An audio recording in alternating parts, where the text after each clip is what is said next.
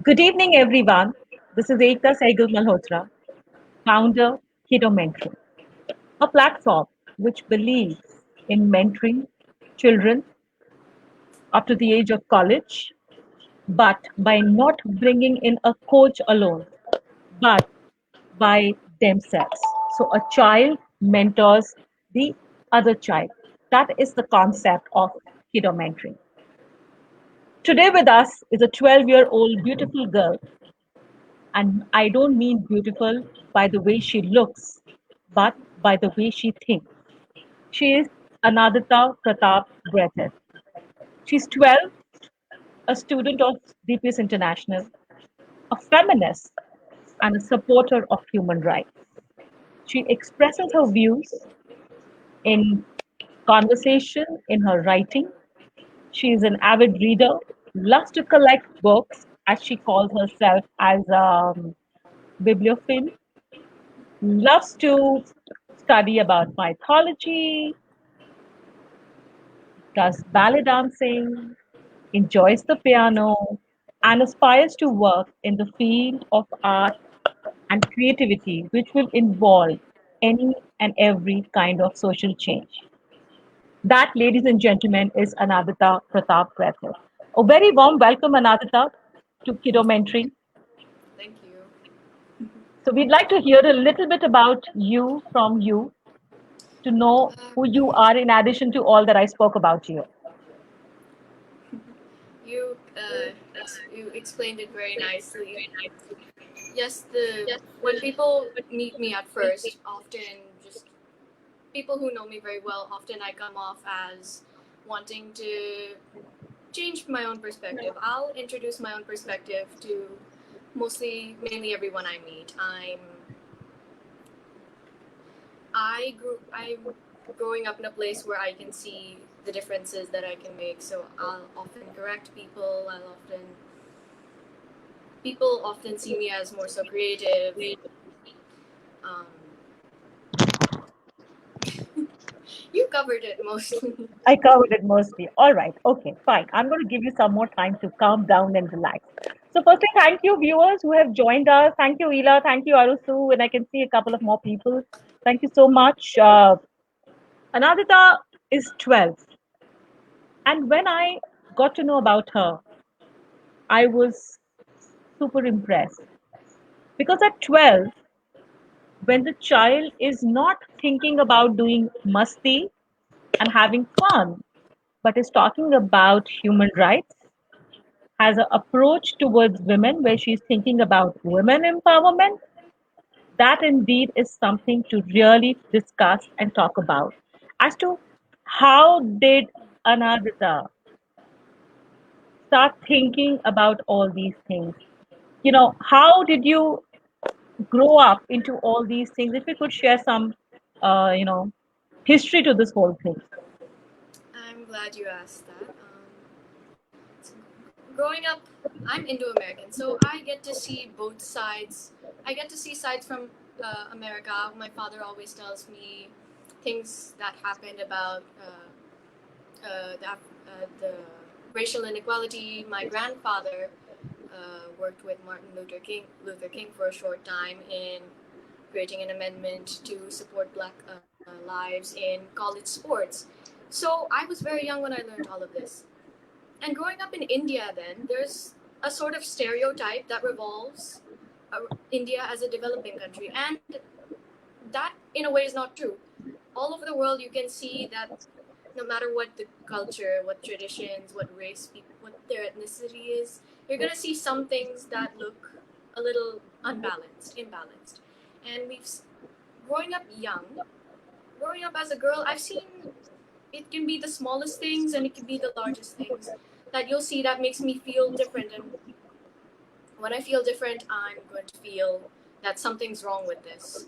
Whether it's, I'm just saying this in general, like when a teacher will ask you, I need strong boys to come lift up chairs, like that rage inside me will start firing up. And when I'm 7, I'll just try and pick as many chairs as I can.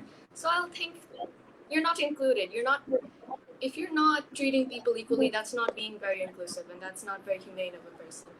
So it's small things that you can see everywhere around you. It's Whether I'll look at the TV when I was younger and I'll say, why aren't there more women who are politicians? Why aren't there more women who are in power? But then there's a light that sparks inside me when I see women who are in power and who don't let anyone take them down. Because throughout the years, I'll see thousands of people, hundreds of thousands of people who have been brought down against their own will, be it the situation with Asian Lives Matter, Black Lives Matter, anything in the oppression of Native Americans in America, you're always going to see imbalance somewhere or the other. So when you see that imbalance, there's something that turns in you that wants to raise it back up. So it's just Very little true. Very things. true. Yeah, that's very interesting, and I completely agree with you. Since you know, uh, you're an Indo-American, and you are seeing things how they are in India and how they are in the western part of the world, and perhaps in our country, unfortunately, even while we are in the 21st century, there is still a lot of prejudice. There is a lot of disparity between the genders. As the example that you gave, that if there is anything which has to do with strength and more so physical strength, the boys are always called for, right? And so basically, you are on a mission to break the stereotyping and fight for what is right actually and reduce the imbalance that we see all around us, right? See, it's Okay. not a And I'm not. matter. Hmm. Sorry, Yeah, go please ahead. go ahead. And I was saying that I I'm not too surprised to know this from you because the family background that you come from your maternal side, having your mom, your aunt, and your grandmom, very, very strong women who stood for themselves and who have done a lot of work for the betterment of women. I am not surprised. But you know what really intrigues me that a lot of children see a lot of these things. A lot of children, look around that there is a lot of, disparity. There is a lot of poor people around us, but very few actually think and do something about it, right? So how did these stories that your parents shared with you, you know what kind of impact did it leave on you that you thought that you would want to pursue this path? It was only until I realized that very, it is that some people, since all of this has been going on since I would dare say the beginning of time, begin from hundreds of years. This has been going on, and there's only so many people who actually, of course, everyone sees it. When you're talking about young children, our minds are very vulnerable to these topics. So, and these are very deep topics. We are very vulnerable. So when it's enveloping us, all of these things, it hits us, it affects us. But it's only when we look deep into it that we want to change it. Like, of course, children, like growing up in India, you'll see a person begging on the street, and then you'll see a child begging on the street, and then you're just gonna sit there and be sad. But then I'm thinking to myself, what good is that gonna do? Science surveys say that to close the gender gap, if there's a lot of hard work put into it, it would take 108 years. Now I know that I may not live to see the day where the gender gap can be fully closed, but if I know that I can contribute to make that happen someday in the future for some generations, then that gives me moral fulfillment, knowing that you can do something. So if not you, other people won't have to suffer. You can empower other people, like my great grandmother, my grandmother, my mother. I've seen my aunts, I've seen all of the women in my family work so hard. And if I ever, the thought of them ever being put down, which has never happened to them, that would shatter me, knowing that people I aspire to, someone would dare try and put them down. And I wouldn't want to see my friends being put down, future generations being put down. It doesn't. See, the thing about feminism and racial inequality, we're not trying to say people. I've heard people come up to me and say, you should tone down about this. People are going to tell you to quiet down about this. I'm not trying to say that women are here and men are here. I'm not saying that men are here and women are here. I'm saying that we just need to be here on par. We need to see eye to eye. That's the only way everything can work in a balance. And the scale gets tipped, and that's not okay. Racial ethnicity, if it's white, that's leaving a huge imbalance. It would almost be like a dictatorship, which is completely unacceptable. So if you, all of these stories I see, it's when they impacted me that I realized I don't want this to happen to other people. I don't want this to happen to me. If I see someone staring at me, if I see a man on the subway staring at me, someone calling me names, someone commenting on the way I dress, I don't want that to happen to me. Forget about me. I don't want that to happen to anyone else. I will, but there's only so much you can do. One, I'm only 12 years old. Two, I'm far away from what's really happening. Like, for example, if I could, I would go to New York. I would be protesting in parades for Black Lives Matter, Asian Lives Matter. I would be protesting in parades for equal rights, for women, LGBTQ people, everyone. But there's only so little I can do, and if there's only a limited amount of to what I can do, I'll do that. I'll do that limited amount, and it'll give me moral fulfillment knowing that I've contributed that much. If it's only that much, that can create a big difference, I'll contribute that much. That's Wonderful, basically it. wonderful, awesome. So we have Ela Dwivedi saying that she's astonished. How could you think of such initiatives at such a young age? And we have Arusu saying that it's amazing to see that you are so multi-talented and you should keep going. But what you just said is absolutely right. That it is not about who is here and who is here. You know, I completely agree with you that men and women both are the 50% significant, and that's how it makes it 100%. And it cannot be 67, 30, 40, or whatever the ratio may be. That equality, that due respect has to be given to both the genders. And indeed, to think about all these things at the age of 12, though you have been exposed to conversations about LGBT, about racial discrimination or gender discrimination, but to actually put your mind to it is what is commendable. And indeed, children like you, like I said, that they mentor we adults, because we sometimes would forget about all these things, and we wouldn't know really what to do. And what I want to ask you here is, Ananta, that how do your parents respond to this thought process of yours, or your other family members?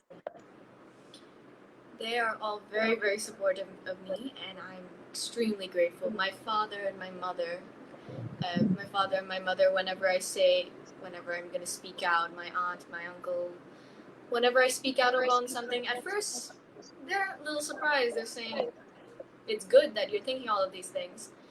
But if I go, they're very, very supportive. And unfortunately, there are hundreds, if there's thousands, if not hundreds of thousands of guardians who are not as supportive. There are some conservative families, which I've seen people with conservative families who are so scared to be who they really are, talk about their opinions. The thing is, you need people who will support your confidence. My family members tell me, you're confident. I wish I had your confidence. It's not really confidence. I got that confidence from them, and I'm able to freely speak my opinions. They're supporting me, and in a way, they keep on telling me these things. They keep on telling me new things that happened. I remember with it was January. I was with my dad. We were in this room watching the television, watching the Washington riots. We both talked about that for a long time. I remember talking with my mom. I showed her this incident that happened. These women were harassed, and because there was a court case, and this woman was harassed because she was wearing a certain outfit, and I was enraged. And she said, she told me, you need to continue helping. You need to freely speak your opinions. You have that kind of mind. I'm not gonna boast. I'm not that special. I'm just stating my opinions, and they're helping me in that, which I'm very grateful for. it's most important when you want to see change. You cannot be quiet. You cannot be quiet. Being silent, being soft spoken, no one ever gets anywhere by that. And I know it might seem rough, it might seem edgy if I'm loud and I talk openly. That's just how I see my opinions getting viewed. That's the only way I can see it. Wonderful. I love the confidence. I love the thought process that, you know, I am who I am and I'm going to voice my opinion.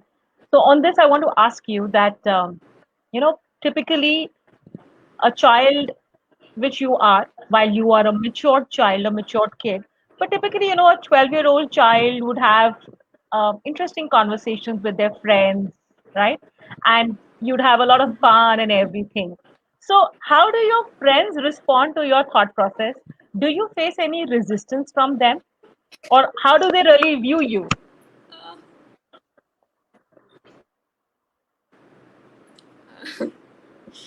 I can sense that sometimes they'll get a little bit annoyed. If I ever, like, those of my friend groups who have like maybe different pronouns, if they're saying a different pronoun, I'll just go on a lecture correcting them. If they're talking about how can black people only say this racial slur but white people cannot, I'll go on a complete lecture about that. I'll lecture them a lot, and I sense that they get it. But then I have these great friends that are like, it's great that you're a feminist, and then it's just a really good support group to have. I mean, yes, we have I mean, of course, we like talking about music. We have arguments about movies, music. Of course, I mean, we're still kids.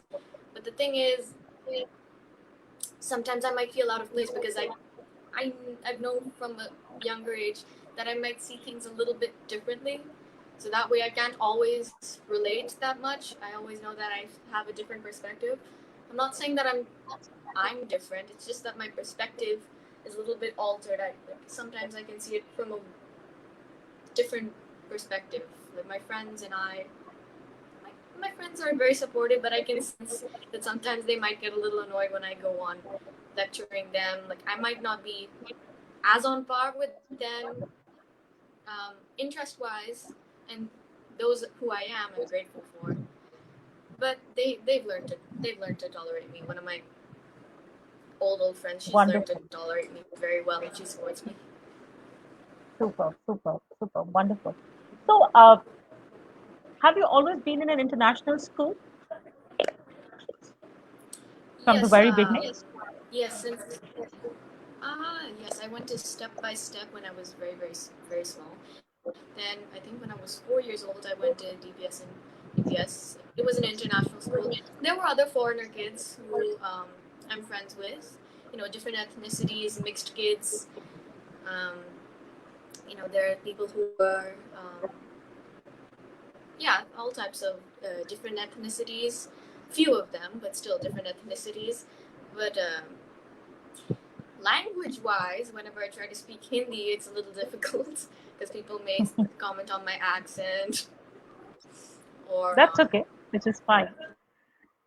that's okay. The Yes, reason that's that okay. I the reason that I asked you about the fact that whether you have been in an international school all throughout and pursuing the IB syllabus, because whatever limited experience that I have in engaging with children who come from an IB background, they definitely have a radical thinking as compared to the conventional school of thought, because you're exposed to a lot of non-bookish, non-scholastic aspects of life. you know you have a lot of exchange programs, and many a times you get an opportunity to participate in something, where your articles or your thoughts actually read out to the United Nations also. And I think you also have had that opportunity, so if you could talk about that. Yes, I've always loved the school I was in compared to other schools. I'm not trying to degrade other schools. I'm just saying my school. I've always seen it has a great variety. Like I think all schools have third language selections, so then it's fun to see that. And I always thought that was great. Yes, we just had a Model United Nations recently where we were all representing different countries and we were talking about these issues. So the thing was, in international school in these Ivy Ivy boards, yes, the curriculum is very extensive, and my teachers talk openly about so many things. Like I remember yesterday, it's not just academic, co-curriculum also we talk about. And in academic term wise, we will sometimes in conversation I'll hear them bring up about the Black Lives Matter, Asian Lives Matter. But also co-curriculum, we talk about things that are otherworldly. Like yesterday, we were talking about Greek mythology in my geography class, and that was fun. But if you're talking about on the basis of human rights, yes, they encourage that a lot because, see, a lot of my friends and I, we always talk about going to other countries. So we had this Model United Nations. Model United Nations is a mock a mock seminar of what a real United Nations conference would be like, where they talk about international issues. So there were two options when I was registering. UNG, so there was UNGA, which was United Nations General Assembly, and then there was UNHRC. So UNHRC was a Human Rights Council, and I saw that and I thought, yes. Because the thing is, climate change was the topic for UNGA. Climate change, yes, it's an extremely, it's a very important topic, and it's affecting a lot of people. So, but UNHRC, that hit me right here, and I thought I immediately needed to go to it. And the topic I got to represent. I was the delegate of Canada, which I'm very grateful for. It was a great country to represent. So the topic was persecution of journalists and independent media. So our seniors, the senior students, were handling it, and they were just telling us about how we could talk. So then you could see how the teachers had influenced them and how the senior students are helping us, influencing us with all of these topics. Because the senior students that I'm friends with, I know they're always speaking very openly. Like they'll share and repost all of these important issues, and I'll see them talking about the things that are happening in Palestine, and all of those things come into that discussion in the Model United Nations. So we were on a WhatsApp group where we were lobbying, which meant we had to discuss every day, which built up the suspense and built up the points we got for discussing. So persecution of journalists and media, I immediately thought, so that meant silencing freedom of speech, and that hit me. Like I said, that hit home.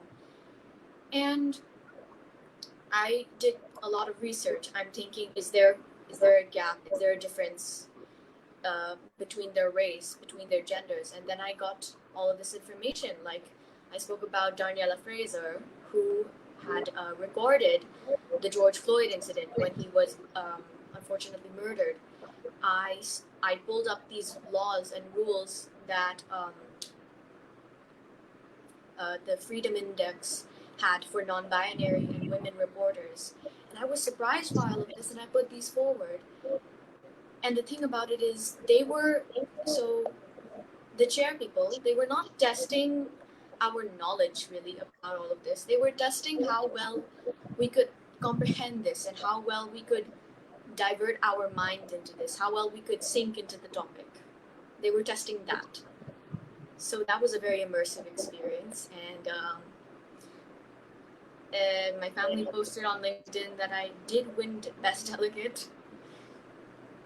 Not trying to boast, but then, so a lot of people won. And I was very happy. And then, of course, I still wouldn't believe it. I refused to believe it. I messaged one of the chair people personally saying, did you make the right choice? Are you sure you didn't say something else? So, but otherwise, it was an immersive experience, and I liked it a lot. So, in fact, that's exactly, that's exactly has been my experience in terms of the international curriculum. That it really gets you to, think. And as you very rightly said, that it is not about how much you know about it. They're not testing your knowledge over there. They're testing your comprehension. They're testing as to how do you respond to a particular situation. And obviously, for you to respond, you need to read about it, right? So a lot of things happen, and exactly what I mean by mentoring. Mentoring is not about teaching scholastic things, where you teach a child, you open a book and say, okay, here, read ABCD and 1, 2, 3, 4. And by ABCD and 1, 2, 3, 4, I mean, we're talking about the basic scholastic, the foundation that gets built. But one has to go beyond that, and only when we have, that thought process kind of triggered in the mind of a child, will you start questioning. And I'm so glad that we see a change in the mindset of the younger generation like you. I mean, at 12, if you are working towards being the change, I am sure there will be many who will follow suit, right? Indeed. And there are a lot of amazing comments coming for you. We have Mrs. Anita Bhatia, who's a teacher. She teaches English. She's saying that, as really great at such a young age, you're so aware and conscious about all this. Keep up the spirit. We have Mr. Brijesh Kumar saying brilliant. We have Manika Dugal. She's saying great, who herself is quite an inspiration. She does a lot of social work herself for children who come from humble background, and she's been doing that since she was 4 years old. So, so tell me one thing: when you are not, in that serious mind of yours, and when you are having fun, so what is your, how do I ask you? What is your definition of having fun? Questioning things. Okay. What I'm reading, the to me, I got this from my uncle. Reading philosophy, um, playing. So my uncle introduced me to philosophy. We both argue about Nietzsche. We both argue about Kant, who should have been a better idealist. We talk about a ton of things. For me, having fun,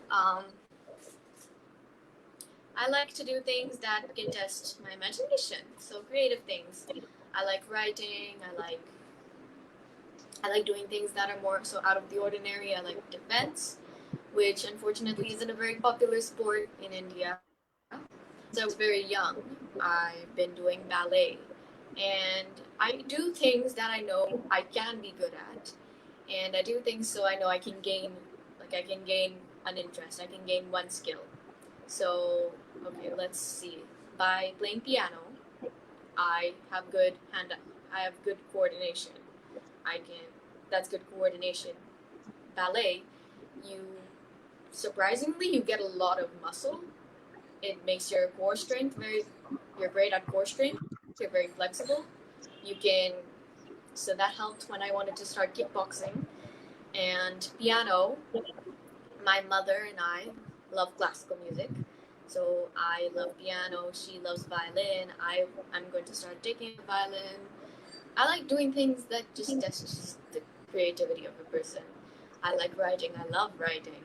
I love reading. And one thing that's always tested me is one of the books Jane Austen wrote. She never finished it. So I like reading people's different perspectives on that ending. Basically anything that just tests the imagination. And of course, my dad and I love filmography. We talk about the Oscars is like a sacred ritual for me and my father. We love talking about movies. We love talking about acting types. We both take acting lessons, Wow. online acting lessons separately to see which style we like. I like Natalie Portman and Samuel L. Jackson. Um, okay, he likes the same ones. I like things that will Amazing. test Awesome. Awesome. creativity. Wonderful. Wonderful. So I'm going to ask you this It's a bit question. extensive, You I can know. choose not to answer, or entirely your decision. Had you not been an Indo-American, had you not been an Indo-American, would you still be the same person that you are today?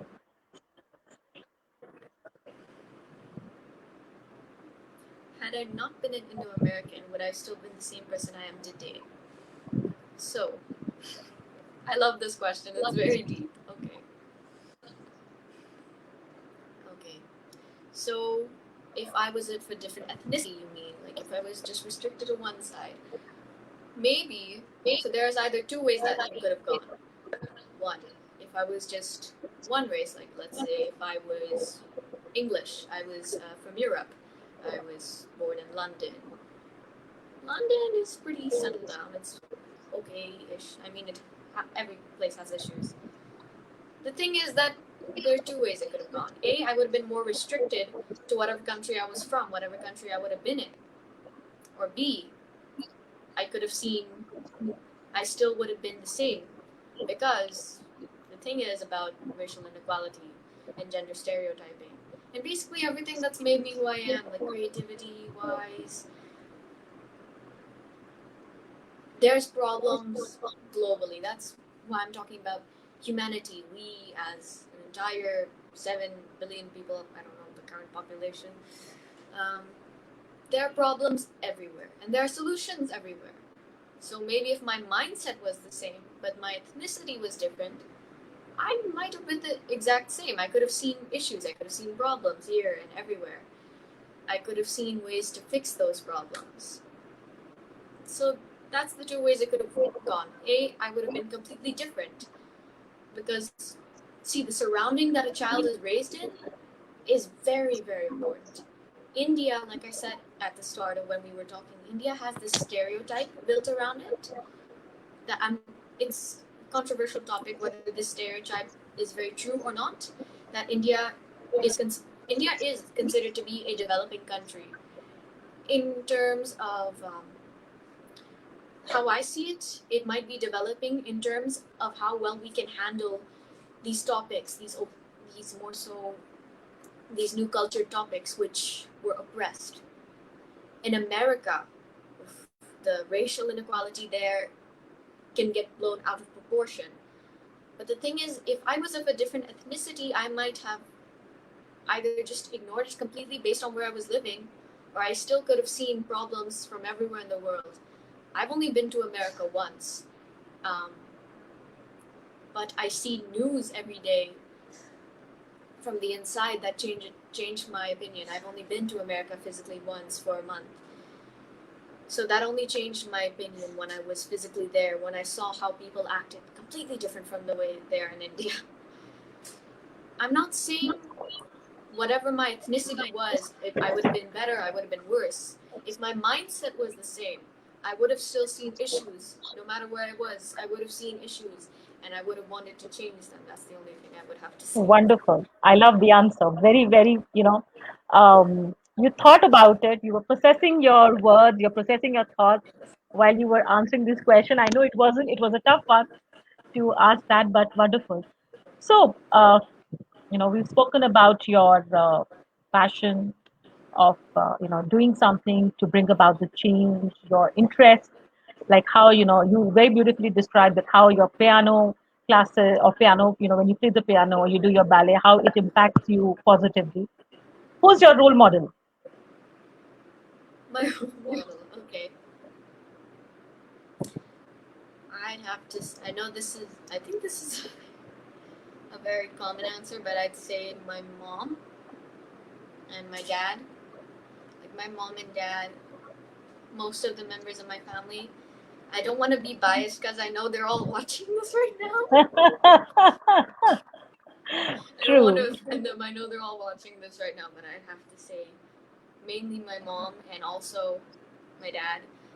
My mom has always been there for me. Always, she's always supporting me. She's always been there for me whenever I get anxiety. I really don't want to be biased. It's okay, I understand. So, no And my matter what age the child would be, or however radical the child's thought would be, the child does learn how to be a little diplomat and knows exactly what to say and when to say and how to say. Wonderful, Nalika, very, very well done. I am so loving this conversation with you, and a lot of you must be wondering that normally when there is a talk show, there is a lot of kiddie stuff also that happens, but I don't think with a mature girl like her, I can do that.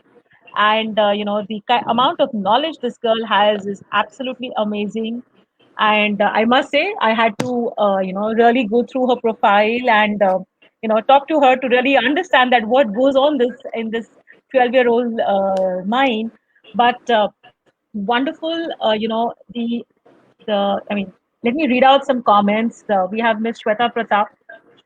So it's amazing how this young generation has evolved and are so strong about their thought and future. Absolutely right, Ms. Shweta Pratap, that these young children really, really, are a inspiration to me, and precisely that I love hosting these talk shows with with you kids across the age group from 5 to college going. You guys think so differently, and I think while we parents might take a bit of a credit, but I think it also goes to you guys that how evolved you are and how your mind actually works. We perhaps only knew how to play and have fun.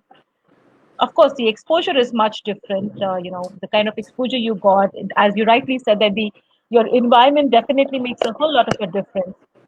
So let me ask you this one, perhaps last question: if you had a chance to be the prime minister of the country, okay, what changes would you bring about? Or what are the areas that you would like to bring changes in? I'm getting a lot of nostalgia from this question because in my school, our teachers asked us the exact same question. Okay. It was this whole event, and I loved it. I love this question a lot. I was prime minister. Okay, I'm trying to remember what I wrote. um, if I was prime minister of India for a day, did you mean for a day? Or Okay, like, let's say you were the, Nayak, oh, okay. the I prime thought you minister meant for a that day. was the question. If I was prime minister, of course, I would try enforcing. India is a huge, uh, one of the one of the most populated countries on earth. Of course, there are lots of issues because it's hard to control so many people. Um, okay, first, I think a topic. I know this is going off topic of what I've said before. I think there needs to be amendment to poverty because then you're gonna see poverty is an issue in India that everyone can see. Everyone can see it. It doesn't matter what your gender is, what your age is. Everyone can see it. But then the second thing is there should be a clear framework for rights of people, human rights. I'm not going to talk about gender equality. I'm not going to talk about gender. I'm not going to talk about caste, religion, race. There needs to be clear framework to completely balance it out because in India, I don't know where the scales go anywhere, but we're talking about India right now. So let's say, like there are so many issues I've heard about caste, caste issues in India, religious issues in India. I've not really seen it in detail, and okay, although the gender issues, like there was another a Madras High Court judge, he took therapy sessions to understand LGBTQ people, and then he could give an unbiased answer. So that was very commendable. There was new laws enforced for women who have gone through harassment. I think these should be enforced more. This is a very political question, so I If, wouldn't want to offend anyone really. But sure. just clear framework. I, if I were prime minister, I wouldn't really go deep into whatever people would think about military, or Okay, climate change. let me rephrase the question for you to make it a little easier, so that Thank you you. are not really looking for words and you're trying to be. I understand. Give me three wishes that you would like to fulfill of yours if you were a you got a genie who would do that for you. So three wishes, and for whom? One wish would be, of course, I've said this. This is repetitive. That future generations won't have to suffer what previous generations have gone through. I'm not gonna talk about me. I'm just gonna say future generations, the next years that are gonna be like, look how far we've come so far in just 20 years since the 2000s. We've come so far. Imagine when I imagine the wonders that the future generations are gonna do. I want them to be fully supported. So my first wish would be that I don't want the future generations to suffer in any way, people bringing them down. The second wish would be people. The second wish would be that I wouldn't want people to have to suffer because they think other people think of them differently. I wouldn't. People shouldn't have to have arguments over the most useless things that wouldn't hurt other people, be it your looks or your interest or your religion or what you follow. That shouldn't have to hurt people. I don't want people to. There's so much depression and anxiety that you're witnessing on a daily basis that I would want that to be erased because I don't know how. Third wish would be that I would be for people I know that I could make them proud, mainly my mom, my dad, my family. This seems I don't want this to seem selfish. Just bear with me. It would I would want them to be proud of what I would do. I would want them to be proud of other people seeing. I would want the previous generations to be proud of the future generations for what we're trying to do. These three wishes, I don't know how in correlation how much in correlation they are. Wonderful. So there is a question that has come from one of our viewers, Mrs. Monica Goel Divan. Thank you, Monica, for bringing that question. That was exactly my question to going to be to her. What's your suggestion for the kids who are listening to you? What would be your guidance to them or advice to them? Uh, don't be afraid to don't be afraid to speak your opinions. On that is on the basis that they won't hurt anyone. Don't be afraid. Don't be afraid to do what you love. Don't be afraid to speak your mind as long as it doesn't hurt you or anyone else. Don't try to wear a mask to conceal who you really are, what you really like. Don't try to fit in with people. Just be yourself as long as it doesn't hurt you or anyone else. That's all I would say. Awesome. And there is a follow-up question to that. What's your request to the parents who are listening to you? What do you advise parents like us? Accept the fact that your kids, I'm not saying be upset or be jealous that your kids may be advancing. Just accept and support the fact that they are advancing and they're trying to bring a change to the environment that you may have grown up in. The environment that you may have grown up in is completely different from what your children may grow up in. Your children may see things from a different perspective. They are going to see things from a different perspective. So all I'm saying is that don't be afraid of what other people think. Don't tell your children what are other people going to think, because your children are only going to care about the future generations and their own generation, because we're like these future generations of us. So far we're called Gen Z. In my opinion, the only reason we're called Gen Z is we're the last letter of the alphabet. Z is the last letter of the alphabet. We're done with all of this. We want to bring change, so this is the last stance we're taking. So accept the fact that we're going to be the generation to take the last stance, and you need to accept it so that the new generation ahead of us can be fulfilled and be happy. So just accept what your kids are doing and support them. That's all. They need your support. That's it. Wonderful. And I so agree with you. Being a parent of a 4 years or a 4.5-year-old child, I completely agree with you that we parents really need to, take a step back and think that it is not necessary the way things were for us are going to be the way it is. And, as basic or as simple an example that I can share, and I'm sure all the parents who have, small children, you learned it as A, B, C, D, but they learn it as abacada. We didn't learn jolly phonics. We didn't know what digraphs are, right? We didn't know so many things what they are taught, but we are learning. And we are learning because we, at the moment, are trying to build a foundation for the kids. Keep that thought process going on even when your kids are grown up, they are teenagers, and, let them think. And that's exactly what I mean by a two-way mentoring process. The mentoring or the coaching is not only from the parent, but here we have a 12-year-old who has given us such insight into what a child thinks. How do they want their parents to think? Wonderfully explained, and you know, parents should always support their kids. They should be proud of their children, always says Mrs. Bhatia. Monica is saying that she loves your views in, keeping both the sides in mind. So keep it up.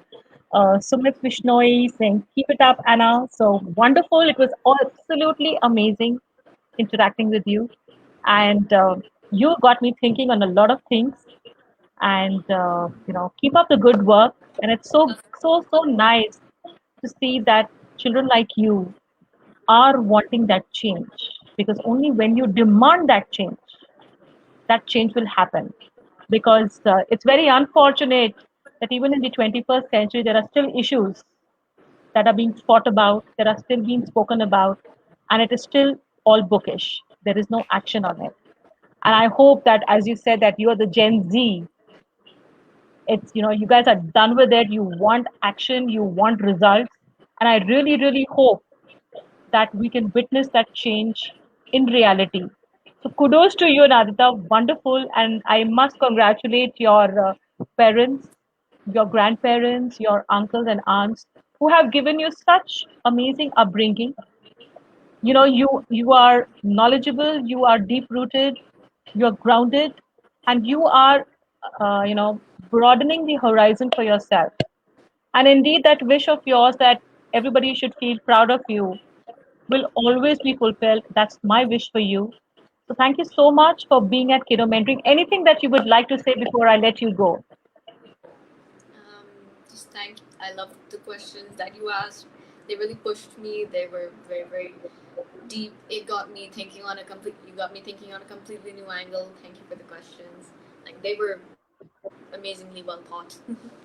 This was so nice. Super, super. So thank you so much for Thank being here. you. And it was absolutely awesome to talk to you. So take care, be safe, and continue to do the good work.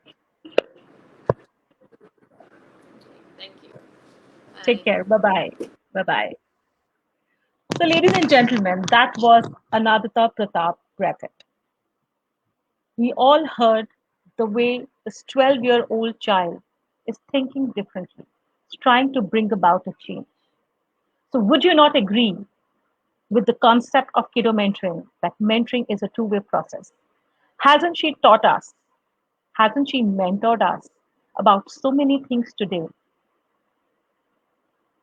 We will continue to bring conversations like this. We need your support. If you know someone who can mentor all of us, who can mentor the kids, the parents, please do help us reach out to them. And we will want to talk to them, to hear their thought process. Because only when we hear them will we know what they want. And as parents, and I say this because I am also a parent, as parents, many a times we don't have conversations which make a difference. We have very, very basic, rudimentary conversations where perhaps many a time we don't even let the child think. So if we want them to think, we need to create that environment for them. We need to mentor them, not just teach them. We need to go beyond the obvious. Let them think radically. Let them use their mind. Many a times, you without teaching them, they learn a lot. And they learn through experience, they learn through observation, and they learn through any and every way. So, mentoring, mentoring, and mentoring. And that's the mantra at Keto Mentoring. We will be back again with yet another interesting conversation with another child who will mentor us. Till then, stay safe and we'll meet again very soon. Take care, everyone. And thank you so much for joining in, for showering your love on Anagata. Indeed, it was amazing to have you as audience. Do share this conversation if you think there is any merit in it for other parents, other children to learn, to get mentored by this conversation that you've heard today. Take care.